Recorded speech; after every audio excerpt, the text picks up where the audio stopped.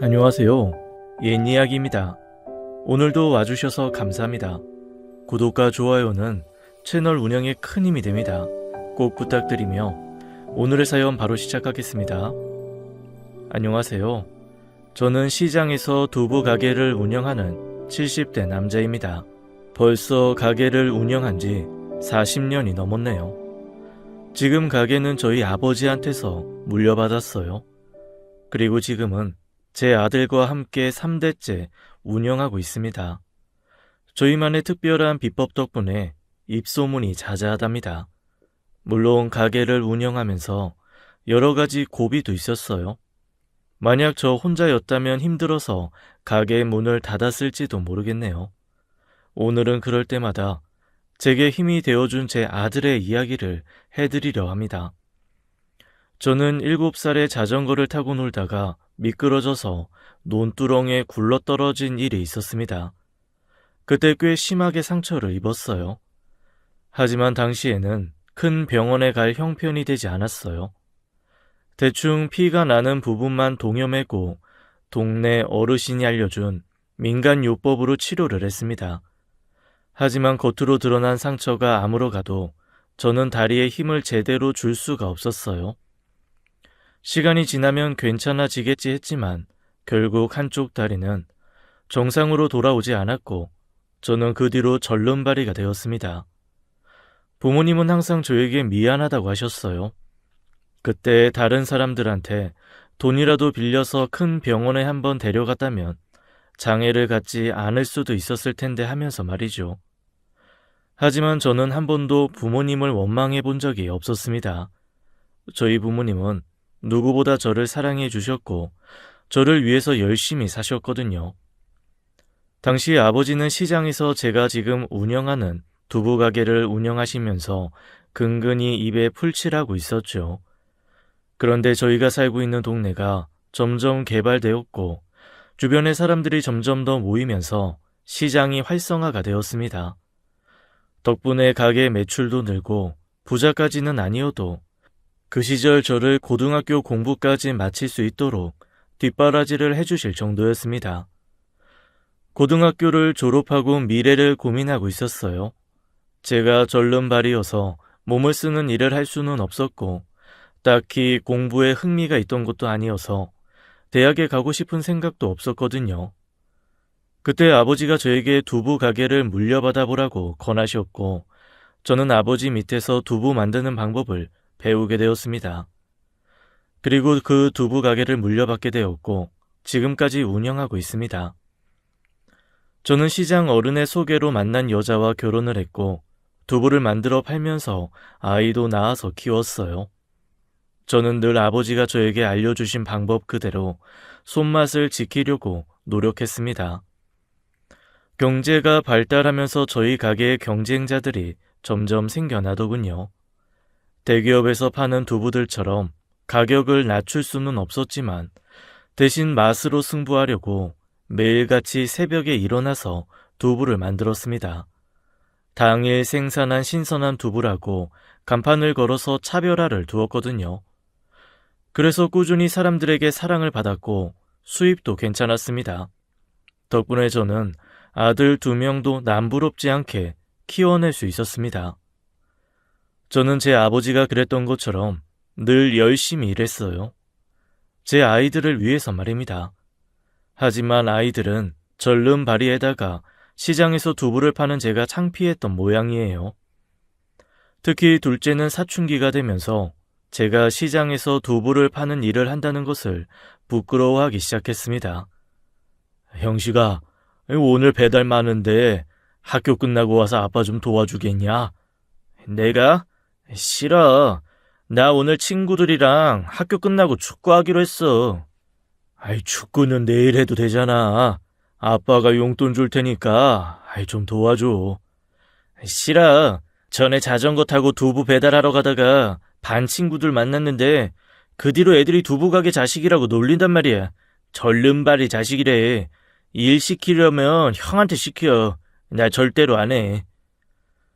게다가 절름발이인 아버지가 부끄러운지 친구들과 있을 때 동네에서 만나면 아는 척도 하지 않았어요. 아내의 이야기를 들어보니 동네에서 어릴 때부터 애들이 절름발이 아들이라고 꽤 놀린 모양이더라고요. 참 마음이 아팠습니다. 저도 어릴 적 아버지가 두부 만들어서 판다고 가끔 아이들이 놀렸거든요.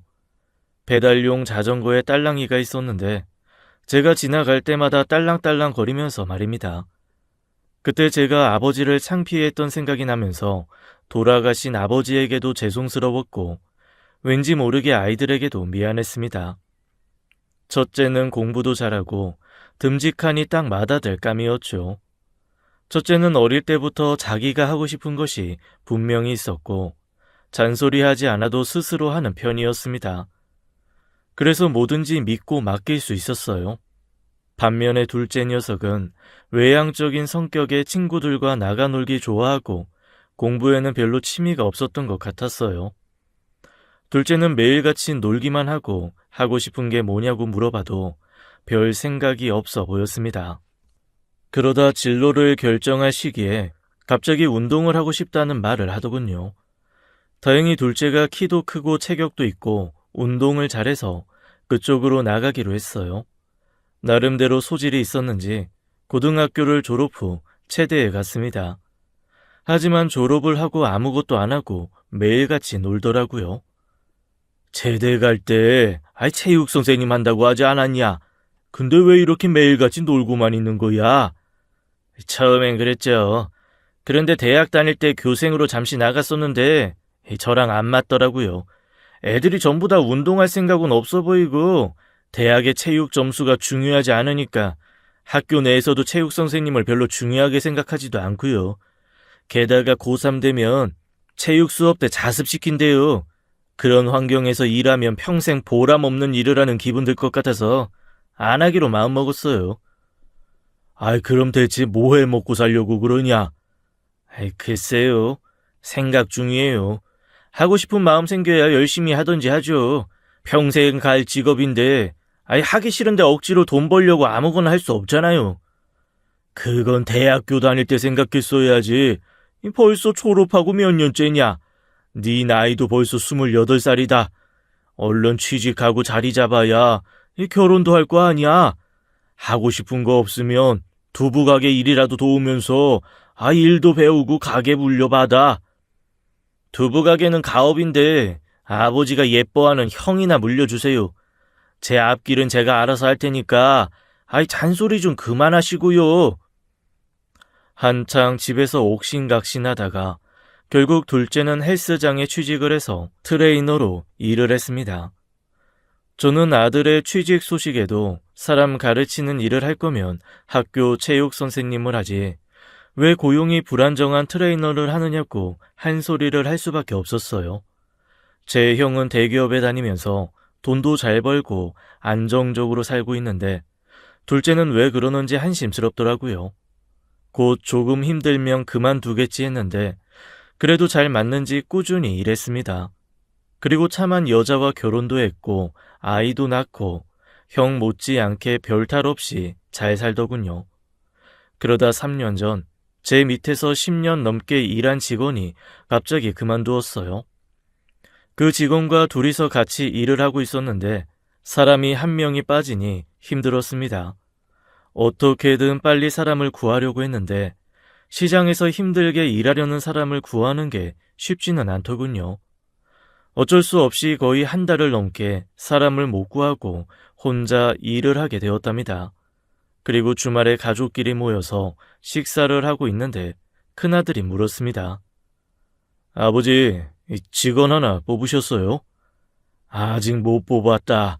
사람 구하기가 영 쉽지가 않네. 저도 요즘 매출도 예전 같지 않다면서 그냥 혼자서 일을 할까 생각 중이라고 말을 했습니다. 큰아들은 나이도 많은데 혼자 일하면 몸 상한다면서 말렸어요. 무거운 것도 많이 들어야 하는데 힘센 젊은이를 하나 뽑으라고 말을 했죠. 나도 그럼 좋지. 근데 요즘에 어떤 젊은 사람이 시장에서 일하려고 해? 저는 한숨을 쉬면서 대답했습니다. 아버지, 제가 아버지 두부 가게에서 같이 일하면 안 돼요? 그런데 뜬금없이 둘째가 자기가 같이 일하면 어떻겠냐고 물었습니다. 뭐? 아니 네가? 너 지금 헬스장에서 트레이너로 일하고 있지 않냐? 에이, 그냥 때려치우려고요. 저랑 안 맞는 것 같아요. 사람들 상대하기 힘들어요. 세상에 돈 버는 일 중에 쉬운 게 어디 있다고. 힘들다고 그만두는 게 어렸을 적이랑 똑같구나. 결혼도 하고 아이도 있는데 힘들다고 생계를 포기할 생각을 하다니. 넌 아직도 멀었다. 저는 아들의 말을 듣고 화가 나기까지 했습니다. 제가 하는 일을 쉽다고 생각하고 함부로 일하겠다고 말한다고 느껴졌기 때문입니다. 아니에요. 저 잘할 수 있어요. 네가 두부를 뭘 알긴 아냐. 이 일은 헬스 트레이너보다 더 힘들 거다. 쉬는 날도 거의 없고 휴가는 더더욱 없어. 그리고 매일같이 새벽에 일어나서 두부를 만들어야 해. 너처럼 게으르고 불성실한 사람은 못해. 네 형이면 몰라도. 여기서 형 얘기가 왜 나와요? 어렸을 적부터 심부름도 하고 일도 도와드려서 저도 어깨 너머로 배운 게 많아요. 게다가 힘도 세서 무거운 물건도 척척 옮길 수 있고요. 그래서 저 안 쓰신다는 말씀이세요?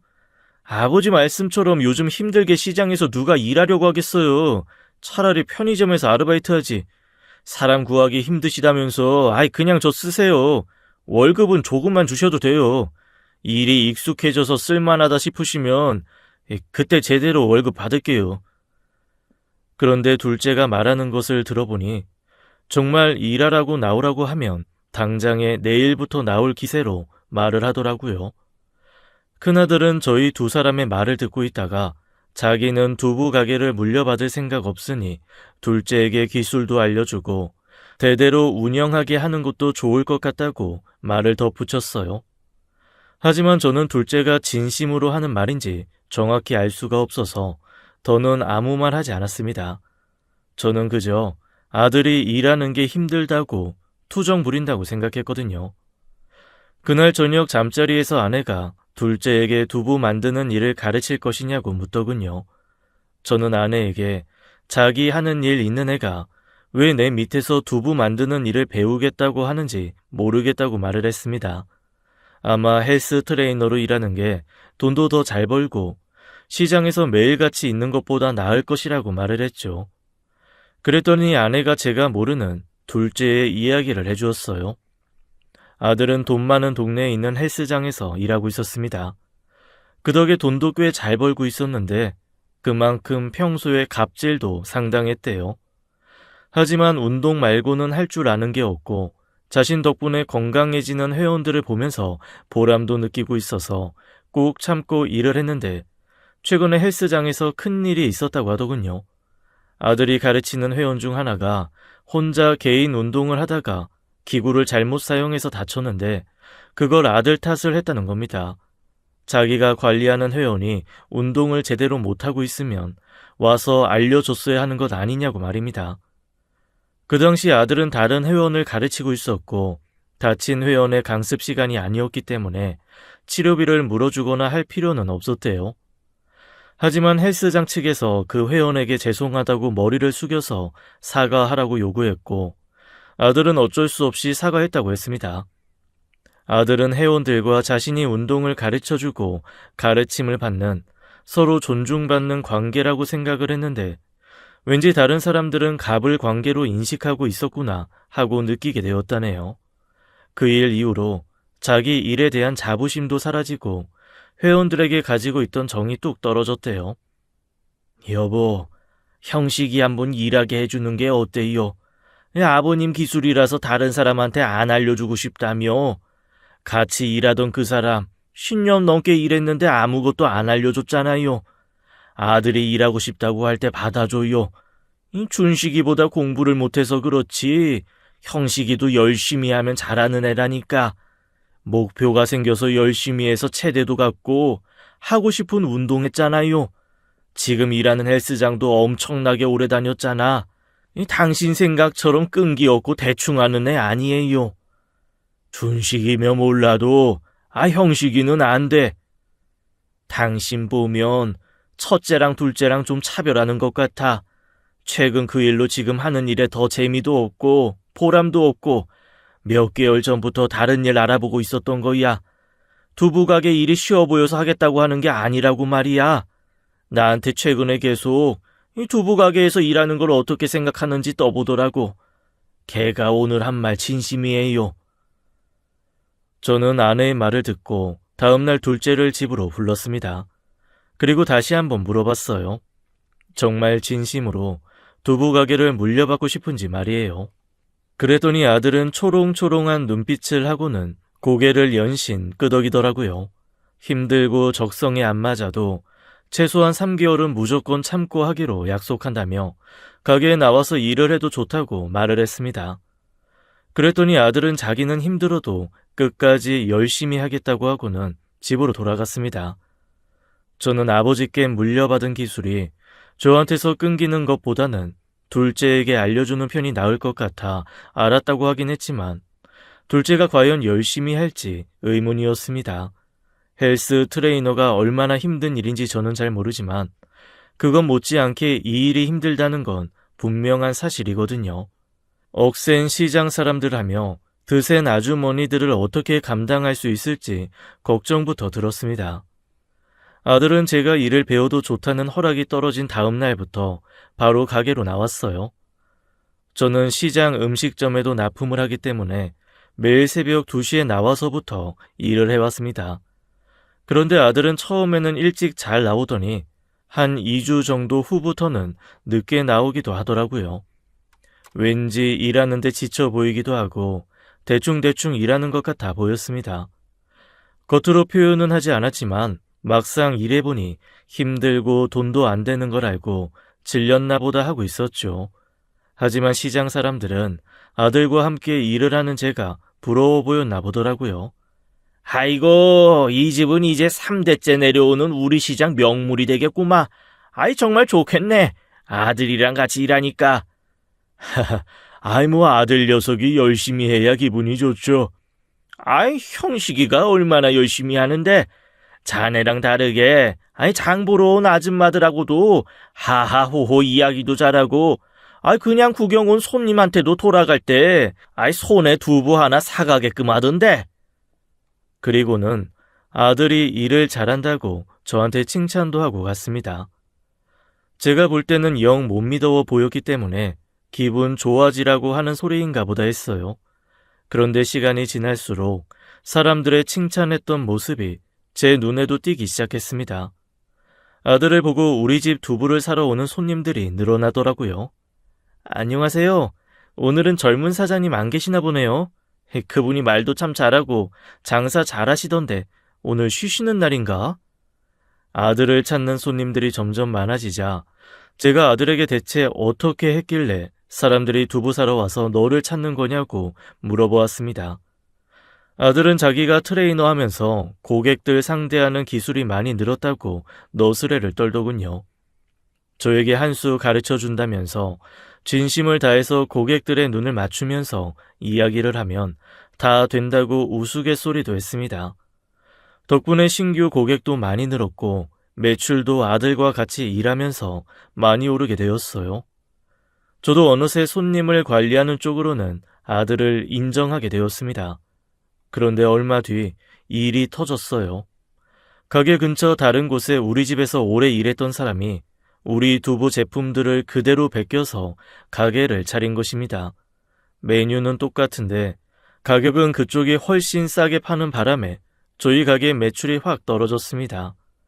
저희는 손으로 직접 전과정을 다 진행하기 때문에 가격을 낮추기 어려웠지만 전 직원이 새로 연 가게는 최신 기계들을 많이 도입해서 가격을 확 낮춘 모양이더라고요.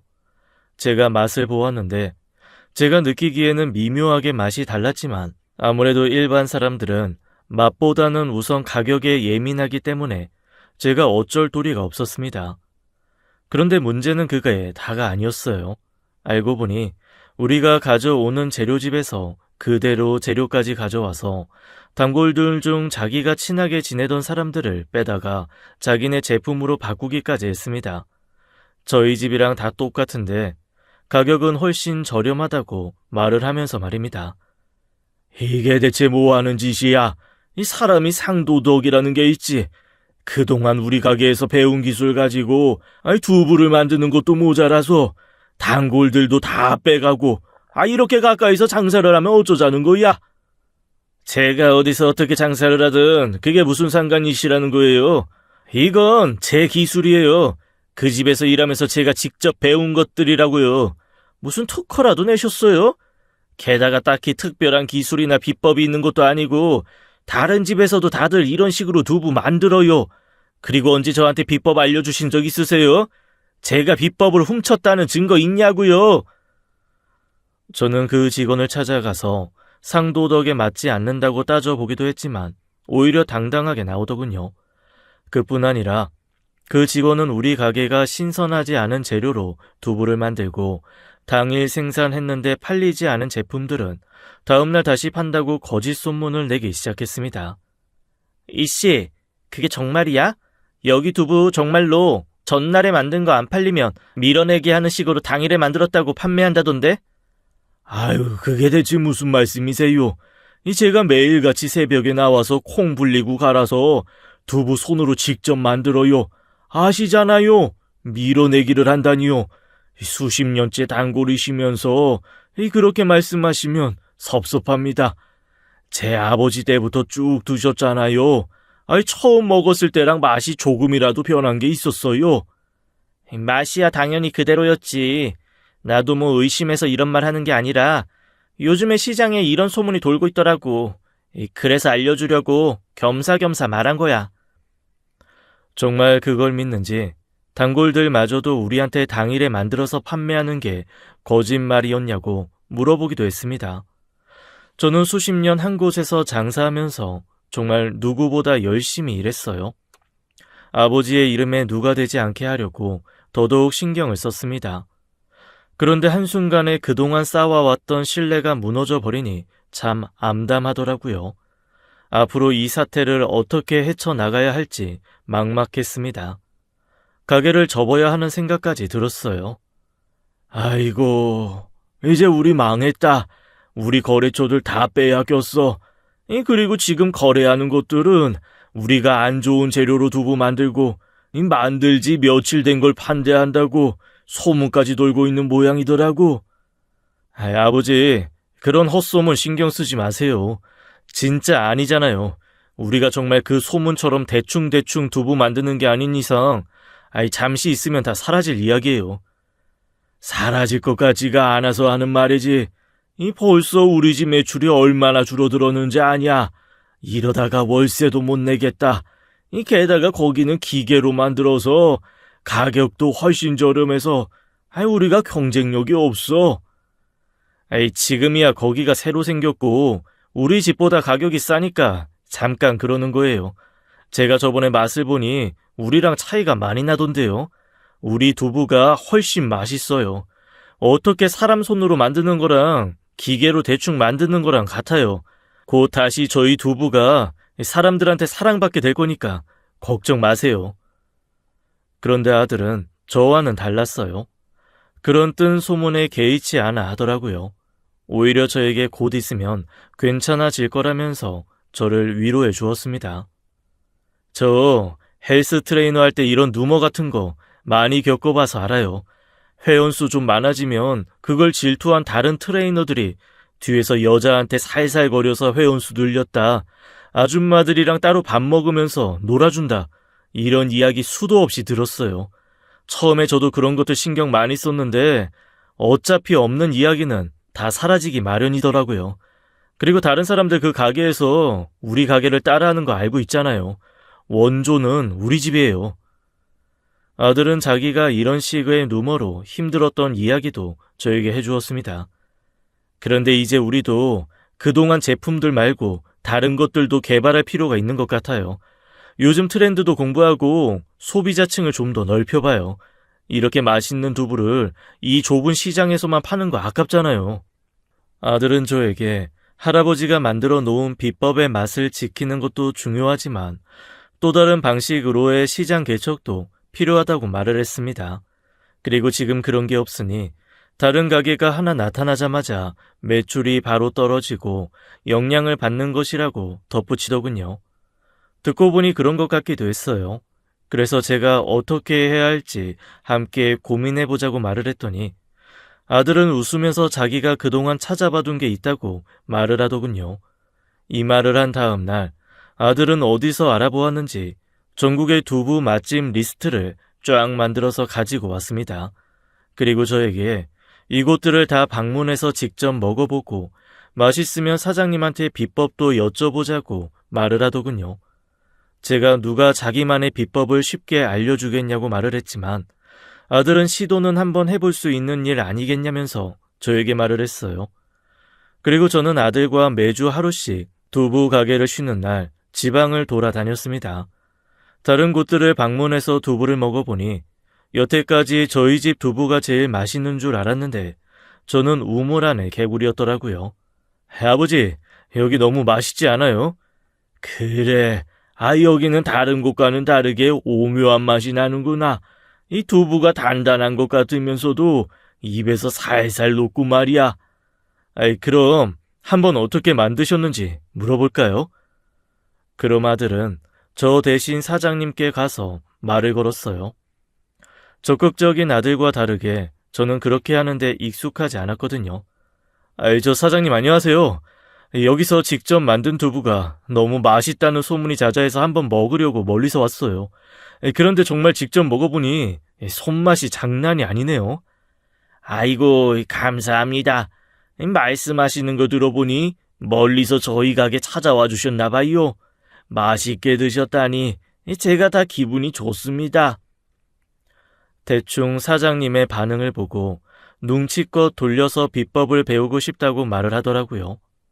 시장에서 아버지와 같이 두부집을 운영하는데 더 맛 좋은 두부를 만들기 위해서 열심히 배우러 다닌다고요.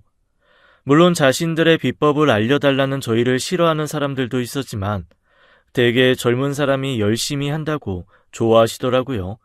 흔쾌히 비법을 알려주면서 어차피 이런 거 알려줘도 자기 손만 못 따라온다고 웃으셨습니다. 또는 비법을 알려주지는 않아도 팁이라도 하나씩 알려주곤 하더군요. 그렇게 매주 아들이랑 시간을 많이 보내면서 그동안 못한 이야기를 하기도 했어요. 아이들 어렸을 적 이야기도 하고 요즘 건강이나 손주가 어떻게 자라는지 등 시시콜콜한 사는 이야기 말이에요. 가끔은 진지한 이야기를 나누기도 했고요.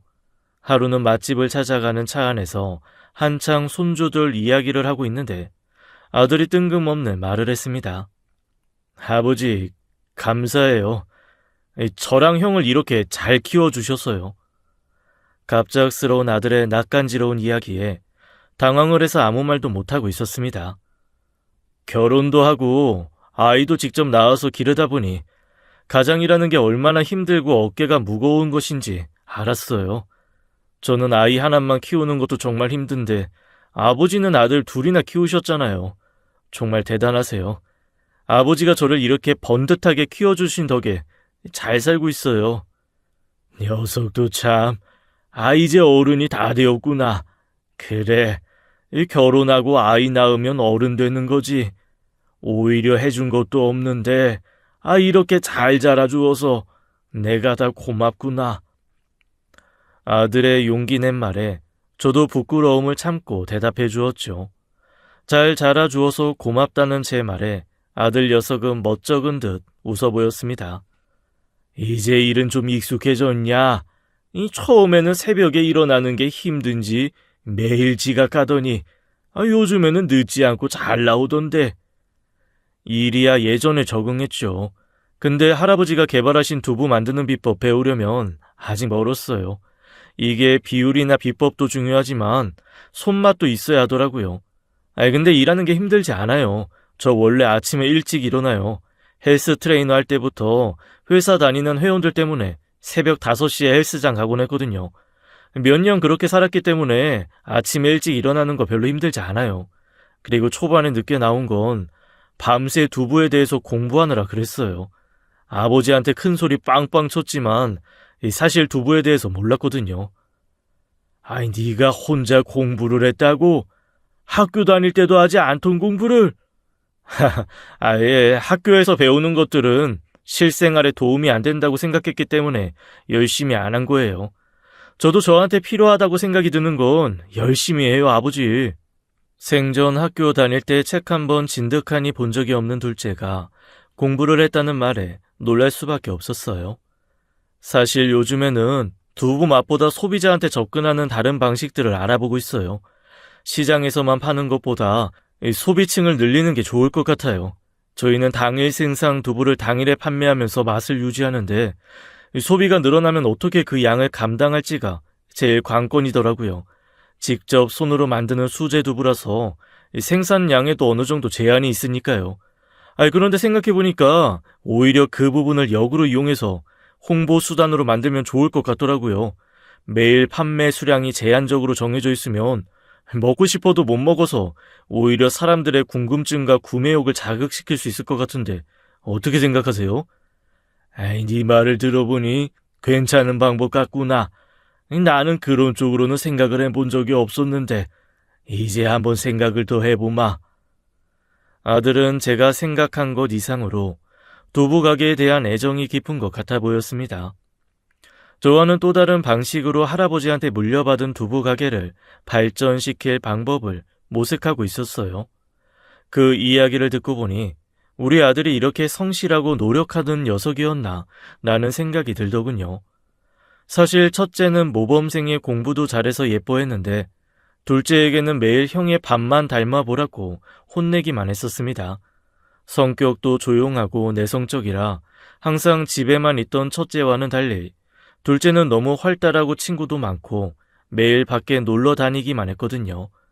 그래서 제가 오해를 하고 있었는지도 모르겠습니다. 저도 모르게 공부 잘하는 첫째만 좋게 본 것 같았어요. 생각해보면 둘째는 공부는 못했어도 나쁜 짓을 한번 하지 않았고 동네 어른들도 항상 예의 바르다고 칭찬을 했었는데 말이에요. 아들의 깊은 속내를 알고 나서 아들에 대해서 다시 생각하고 있을 때 아들이 말을 했습니다. 그리고 죄송해요, 아버지. 죄송하다니. 방금까지 감사하다고 하더니 갑자기 웬 사과냐? 어릴 때 말이에요. 제가 두부 가게에서 일하는 아버지 창피하다고 일도 안 도와드리고 밖에서 만나도 모르는 척 했잖아요. 어릴 때야 그럴 수 있지. 지금은 아니지 않냐? 사실 준수가 저를 부끄러워하더라고요. 자기가 아는 아이 부모가 제 회원 중 한 명이었거든요. 그런데 우연히 준수랑 같이 마트를 갔다가 만난 거예요. 제가 친구 부모님한테 회원님 거리면서 이야기했는데 다음날 준수 친구가 학교에서 놀렸대요. 너희 아버지 자기 부모한테 돈 받고 일하는 사람이라고 말이에요. 자기 부모 아랫사람이라고 막 놀렸다지 뭐예요.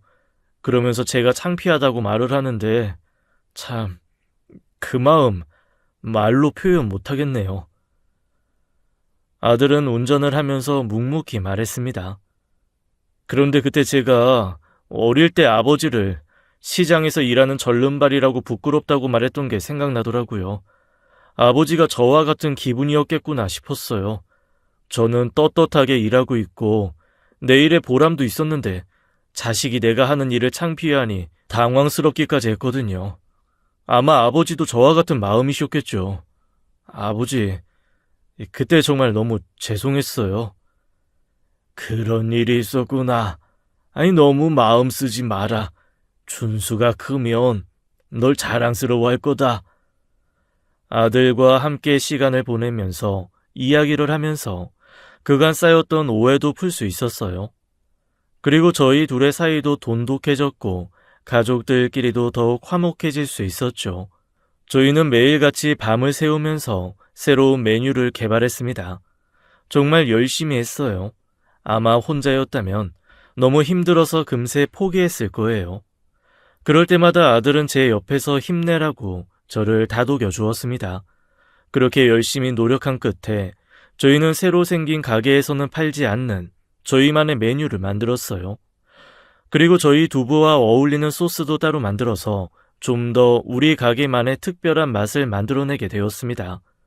새로 생긴 가게와는 다르게 우리는 전통과 수작업으로 밀고 나갔고 그런 점이 소비자들의 호응을 얻기 시작했죠. 온라인으로도 홈페이지를 따로 만들어서 광고도 하고 판매를 하기 시작했는데 처음에는 별 반응이 없다가 우연히 먹방 유튜버가 소개를 한 후 전국 각지에서 배달 주문이 밀려들었습니다. 저는 젊은 사람들은 스파게티, 피자 같은 것들만 좋아하는 줄 알았는데 아닌 모양이에요. 결국 시장에서도 두부 맛집으로 다시 인정받게 되었습니다. 전 직원이 운영하던 가게는 점점 매출이 떨어졌고 문을 닫고 다른 데로 이사를 갔어요. 이제는 시장 사람들이 아주 든든한 아들이랑 같이 일을 한다고 모두들 다 저를 부러워합니다. 예전에 그런 이야기를 들으면 아니라고 손사래를 쳤지만 지금은 저도 모르게 늘 아들 자랑을 입에 달고 살고 있습니다. 키울 때는 속도 많이 썩이고 힘들었지만 지금은 어느새 잘 자라주어서 제 옆에서 저의 버팀목이 되어주고 있는 자식을 보니 제가 헛산 것 아닌 것 같아 보람이 있더라고요. 이제는 믿고 저희 아버지가 물려주신 두부 가게를 제 아들에게 넘겨줄 수 있을 것 같습니다. 지금까지 옛이야기였습니다. 끝까지 함께 해주신 여러분 감사드리며 저희는 다음 사연으로 돌아올게요. 감사합니다.